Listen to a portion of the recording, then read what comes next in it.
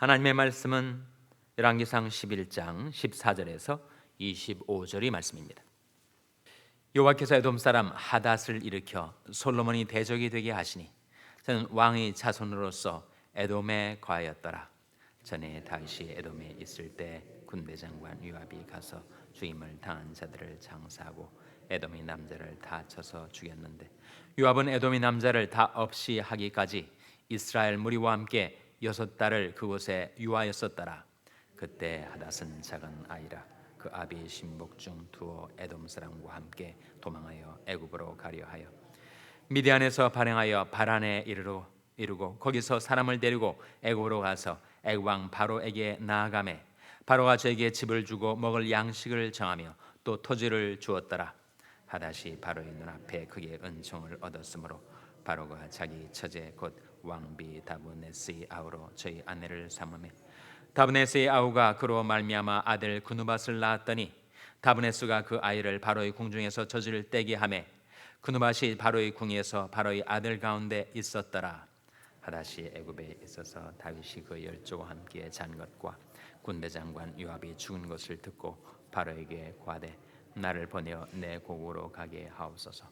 바로가 저에게 이르되 네가 나와 함께 있어 무슨 부족함이 있기에 내 고국으로 가기를 구하느뇨? 대답하되 없나이다. 그러나 아무쪼록 나를 보내옵소서 하였더라. 하나님이 또 엘리아다의 아들 르손을 일으켜 솔로몬이 대적이 되게 하시니 저는 그 주인 소바 왕 하닷에게서 도망한지라. 다시 소바 사람을 죽일 때 르손이 사람들을 모으고 그때의 괴수가 되며 다메섹으로 가서 운거하고 거기서 왕이 되었더라. 솔로몬이 일평생에 하닷에 끼친 환난 외에 르손이 수리아 왕이 되어 이스라엘을 대적하고 미워하였더라. 아멘. 할렐루야.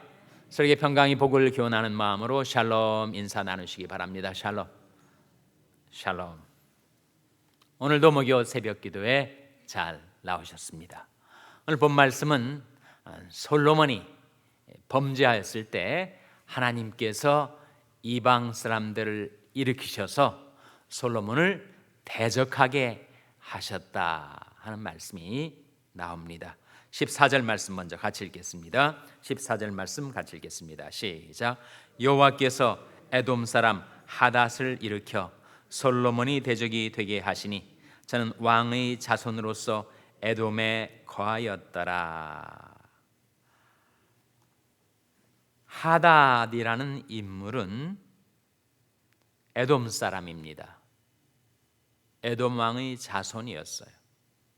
근데 다윗 시대에 요압이 에돔 나라를 쳐들어가서 6개월 동안 남자는 다 죽여버리는 그런 잔인한 정복을 하게 되었을 때 가까스로 구사일생 생명을 건진 이 하닷이 애굽으로 피신하였는데 애굽 왕 바로가 그를 망명객으로 영접해서 왕족의 한 사람처럼 극진히 대우를 해줬습니다. 그래서 애굽에서 안전하게 편안히 왕의 후손처럼 대접받으면서 여생을 마칠 수 있었던 하닷이 갑자기 난데없이 나로 하여금 고국으로 돌아가게 해달라 바로에게 말하자 아니 무슨 부족한 것이 있어서 내가 내 고국으로 돌아가려 하느냐 만류를 했어요. 그러나 뿌리치고 하닷이 에돔으로 돌아와서 그가 에돔의 지도자가 되어가지고 솔로몬을 평생 대적하고 괴롭힙니다. 그런데 이 하닷이 이렇게 애굽에서 에돔으로 돌아와서 솔로몬을 그렇게 대적하고 괴롭혔던 그것이 무엇으로 말미암는 것이라고 했습니까? 누가 그렇게 하신 거예요? 바로 하나님이 하신 거다. 14절에 나오지 않습니까? 14절 말씀을 다시 보시면 여호와께서 에돔 사람 하닷을 일으켜 솔로몬이 대적이 되게 하시니 누가 그리 하셨다고요? 여호와께서 하신 것이다. 하나님이 하신 것이다. 하나님이 하닷을 일으켜서 솔로몬이 대적이 하게 하셨다. 두 번째 사람이 나오는데, 이제는 에돔 사람, 에돔은 이스라엘 남방에 있었고 이제는 이스라엘 북방에 있는 수리아 왕 한 사람이 또 솔로몬을 대적하게 됩니다. 23절 말씀 같이 읽겠습니다. 23절 말씀 시작. 하나님이 또 엘리아다의 아들 르손을 일으켜 솔로몬이 대적이 되게 하시니 저는 그 주인 소바왕 하닷 에셀에게서 도망한 자라. 그 역시 정쟁 가운데서 피신하고 망명객이 되었던 사람이었는데 나중에 그가 수리아 왕이 됩니다. 25절에 보시면 25절 말씀 같이 읽겠습니다. 시작. 솔로몬이 일평생에 하닷에 끼친 환난 외에 르손이 수리아 왕이 되어 이스라엘을 대적하고 미워하였더라. 하닷뿐만 아니라 남방의 에돔의 하닷뿐만 아니라 이제는 북방의 수리아 왕이 된 르손이 그렇게 솔로몬을 대적하고 이스라엘을 대적하고 미워하고 평생 괴로움을 끼쳤는데, 이 르손의 등장 누가 하신 거라고요? 그건 역시 하나님이 하신 거였다. 23절에 나오지 않습니까? 하나님이 또 엘리아다의 아들 르손을 일으켜 솔로몬이 대적이 하게 하셨다. 그러니까 하닷도 그렇고 르손도 그렇고 이 솔로몬이 대적이 되게 한 그들을 일으켜 세우신 분이 하나님이시다. 하나님이 왜 그리 하셨을까? 이스라엘을 괴롭히는 그런 대적들을 하나님이 왜 주도적으로 일으키시고 그들로 하여금 솔로몬을 대적하고 이스라엘을 괴롭히게 하셨을까? 그것은 바로 하나님께서 이 두 사람을, 에돔의 왕 하닷과 수리아의 왕 르손을 사람 막대기와 인생 채찍으로 사용하셔서 솔로몬의 범죄를 징계하신 것입니다. 솔로몬이 무슨 범죄를 했죠? 왕비들을 쫓아 이방 신들을 섬기며 우상 숭배의 죄악에 빠졌습니다. 그것을 보시고 하나님이 진노하셔서 이 두 이방 민족의 지도자들을 사용하셔서 솔로몬을 징계하신 것이었어요. 사실은 그것은 하나님의 말씀, 하나님의 예언의 성취였습니다. 하나님께서 다윗 시대에 나단 선지자를 다윗에게로 보내신 적이 있었어요. 처음 나단 선지자를 보내셔서 다윗한테 이렇게 말씀하십니다. 너희 자손 가운데, 특별히 너희 아들 가운데 네가 나를 섬기는 것과 달리 나를 버리고 죄를 범하는 자가 있다면 그에게 내가 이렇게 징계할 것이다. 사무엘하 7장 14절에 나온 말씀에 한번 보시기 바랍니다. 사무엘하 7장 14절에 나온 말씀에 바로 나단 선지자를 통하여 보내신 예언의 말씀이 나와 있습니다. 사무엘하 7장 14절은 구약성경 474면입니다. 구약성경 474면 사무엘하 7장 14절 말씀 찾아서 우리 한번 같이 읽겠습니다. 찾으셨습니까? 자, 사무엘하 7장 14절 말씀 같이 읽겠습니다. 시작.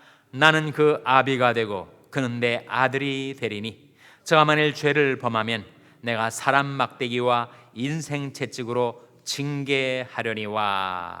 이때 나는 그 아비가 되고 그는 누구인가? 바로 다윗의 아들 솔로몬에 관한 말씀이죠. 어떻게 할 수 있는가? 문맥에 나오지 않습니까? 13절에 보시면 저는 내 이름을 위하여, 솔로몬을 가리킵니다. 다윗에게 나단 선지자가 일렀던 하나님의 말씀인데, 저는 내 이름을 위하여 집을 건축할 것이요 나는 그 나라 위를 영원히 견고히 하리라.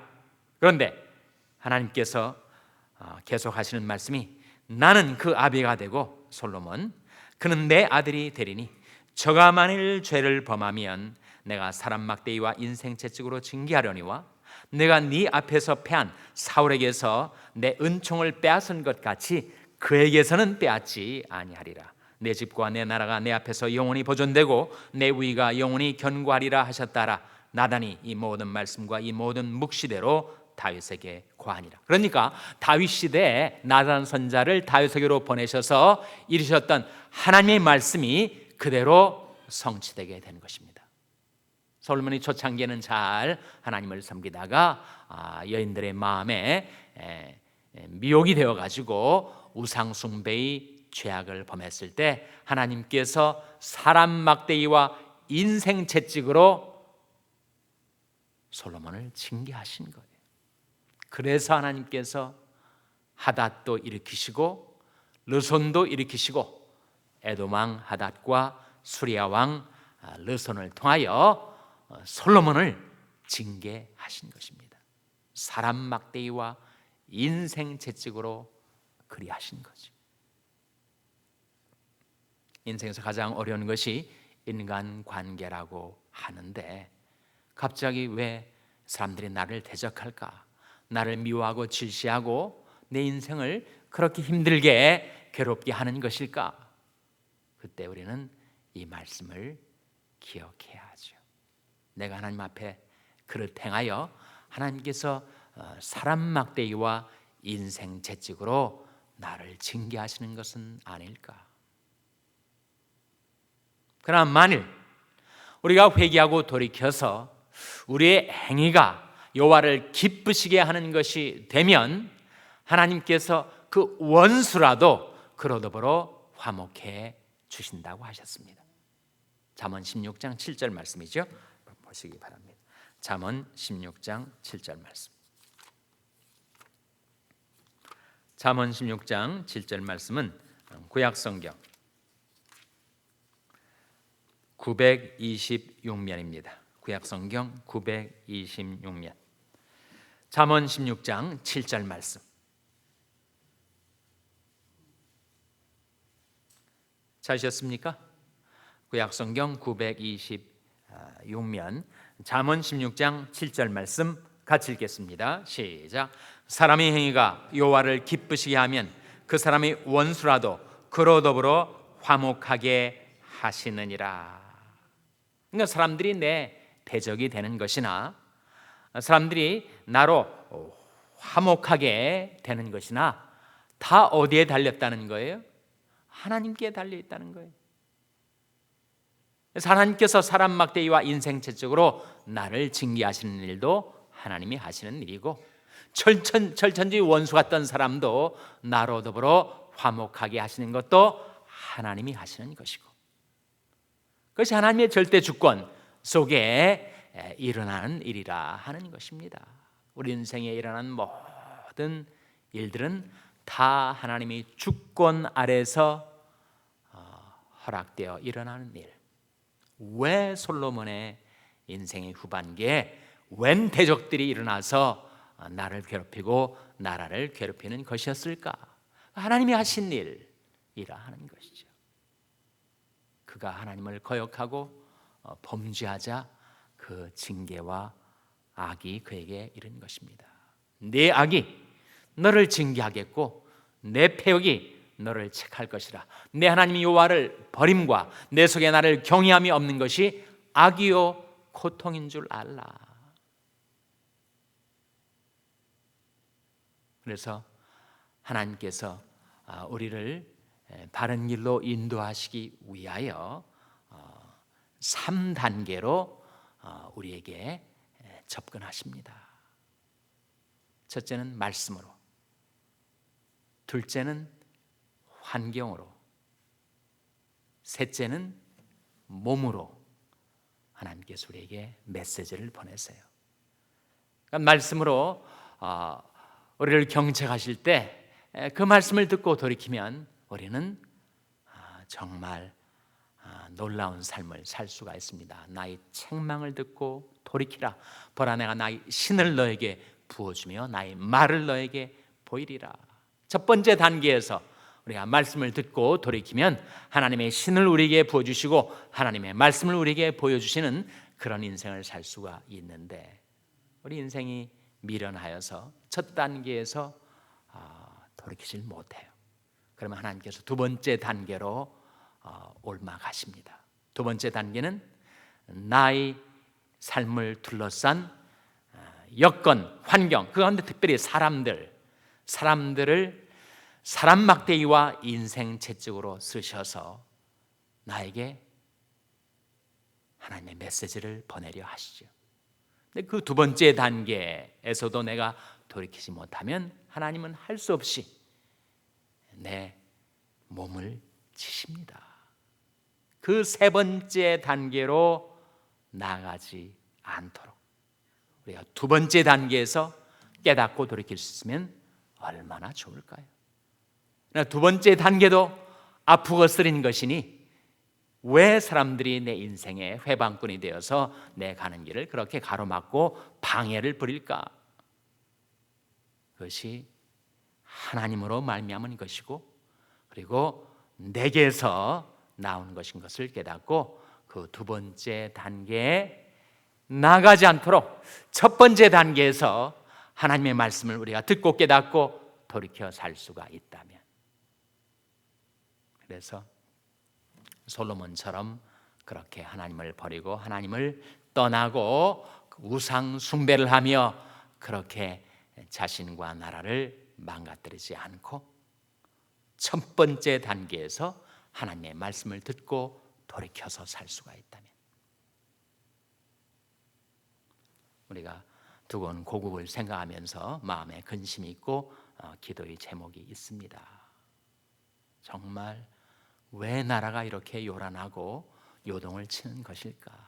왜 대통령이 좀 깨닫고 돌이켜 하나님 앞에 부복하지 않는 것일까? 사실은 솔로몬에게 하나님이 그 말씀을 직접 주신 바가 있습니다. 역대하 7장 14절 말씀에 내 이름을 일컫는 내 백성이 그 악한 길에서 떠나 스스로 겸비하고 기도하여 내 얼굴을 구하면 내가 하늘에서 듣고 그 죄를 사하며 그 땅을 고칠지라.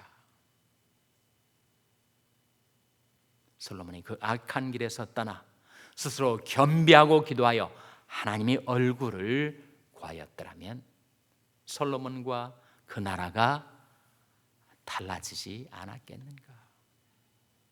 문재인 대통령이 가톨릭 신자라고는 하지만 얼만큼 하나님을 경외하고 신뢰하는 신앙인인지는 모르겠습니다.